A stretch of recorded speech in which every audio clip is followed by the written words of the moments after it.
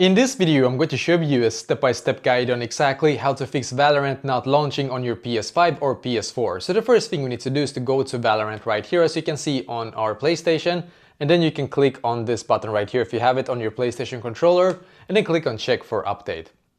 This is always very good to do, by the way, and if you don't have the latest version, you should be able to see it in here that you can download it right away.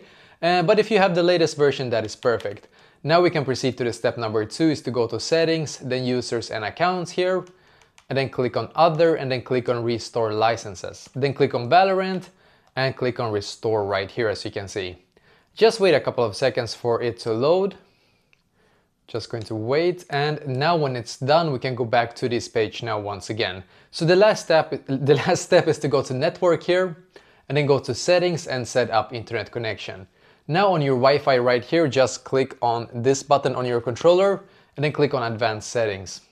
Make sure to change the DNS settings from automatic to manual, and the primary DNS should be 1.1.1.1, secondary DNS 1.0.0.1, and then click on OK in the bottom right corner.